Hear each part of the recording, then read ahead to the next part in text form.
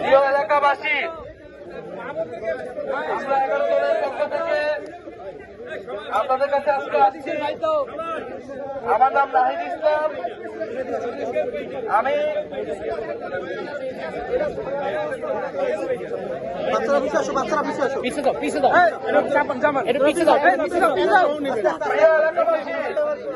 আমরা 11 দলের পক্ষ থেকে আসছি।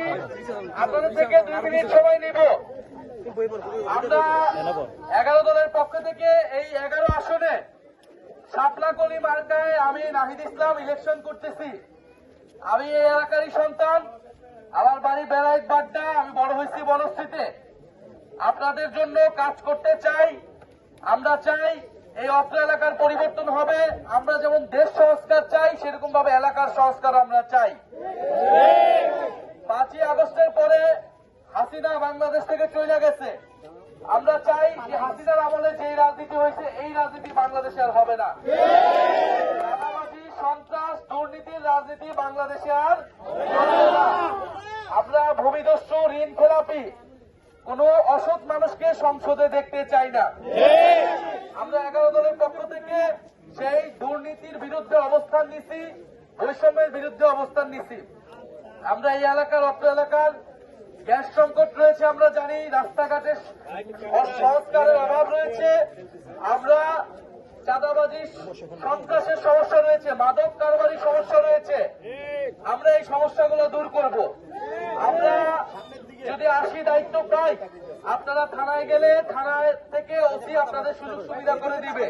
কোন রাজনৈতিক প্রভাব দলের কারণে কেউ অপরাধীদের কোনো আশ্রয় দিতে পারবে না। আমরা কোন চাঁদাবাজি, সন্ত্রাস এই এলাকায় রাখবো না। আপনারা আমাদের জন্য দোয়া রাখবেন। আমরা শাপলাকলি মার্কাকে এই এলাকায় জয়যুক্ত করতে চাই। আমরা 11 দলকে জয়যুক্ত করতে চাই। ইনশাআল্লাহ শাপলাকলি জয়যুক্ত হলে আপনার সমস্যার সমাধান করবে। আমরা সুখে দুঃখে আপনার পাশে থাকবো, হারি জিতি আপনাদের সাথে থাকবো, আপনাদের জন্য কাজ করব। আপনারা ইনশাআল্লাহ আমাদেরকে এবার সুযোগ করে দেন। আপনারা বাংলাদেশে অনেক দল, অনেক মার্কাকে এতদিন সুযোগ দিচ্ছেন, দেখছেন দেশের কি অবস্থা তারা করছে। এবার নতুন দল, নতুন জোট, নতুন মার্কা, এই মার্কাকে আপনারা জয়যুক্ত করুন। এই ইলেকশন কিন্তু 2টা করে ভোট থাকবে আপনাদের, একটা গণভোট, আরেকটা হচ্ছে মার্কায় ভোট। মার্কাতে আপনারা দিবেন আর গণভোটে দিবেন। গণভোটে হ্যাঁ ভোট দিলে সংস্কার হবে। আপনারা কি সংস্কার চান? আপনারা কি পরিবর্তন চান? আপনারা কি দুর্নীতিমুক্ত দেশ চান? আপনারা কি চাঁদাবাজ মুক্ত দেশ চান?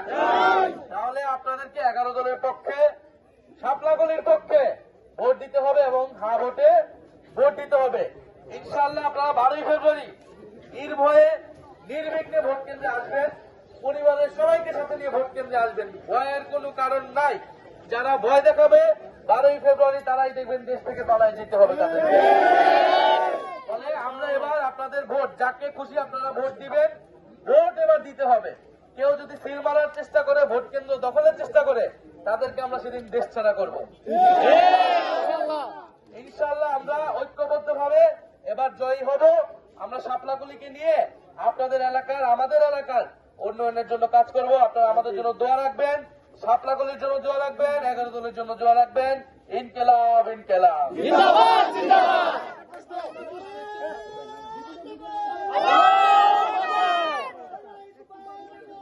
শুভেচ্ছা, স্বাগতম। লাল গোলাপ শুভেচ্ছা, লাল গোলাপ শুভেচ্ছা।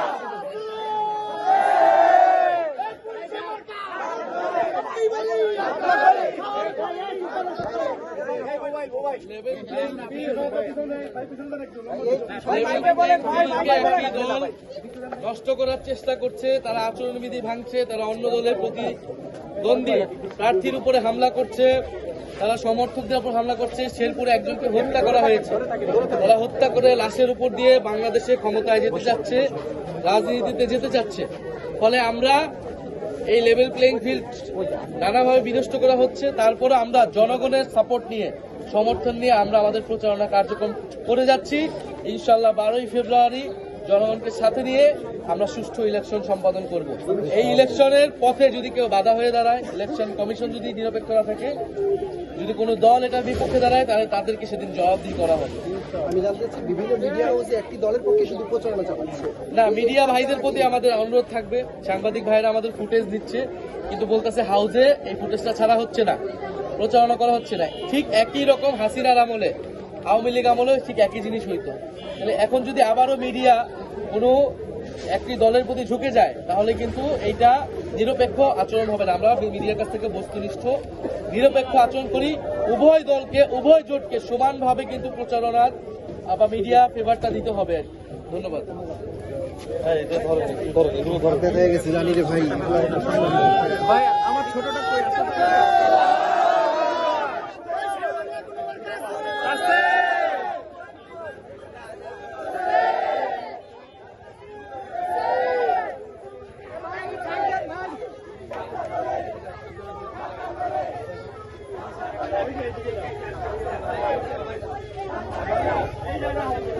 Hey,